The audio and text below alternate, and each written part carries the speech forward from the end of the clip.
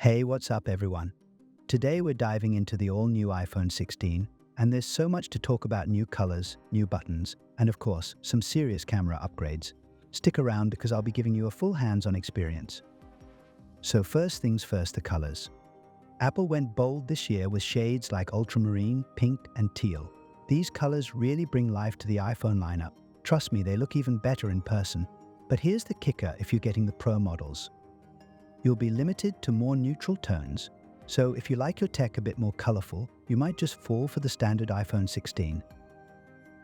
Now, flip it over and you'll notice the big change: that camera bump. Apple has redesigned the rear camera setup, instead of the diagonal layout from last year. The iPhone 16 features vertically stacked lenses. It's got a 48 megapixel main lens and a 12 megapixel ultra-wide lens. And here's something cool: these cameras are now capable of recording spatial video for Apple's Vision Pro. Can't wait to see how that plays out. But what I'm really excited about are the new buttons. First, the action button. This has finally made its way to the standard iPhone models. You can set it to launch any app or feature, from the flashlight to your favorite playlist.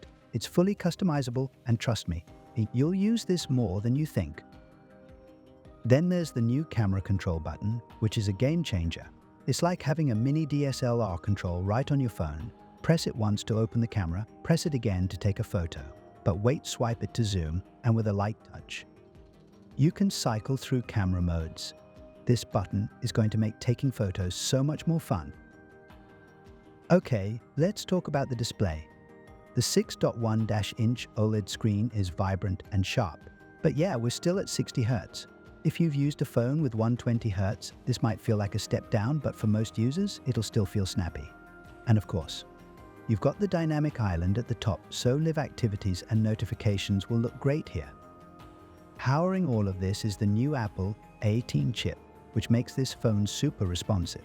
I played around with a few apps and even tried out some games, and everything runs buttery smooth.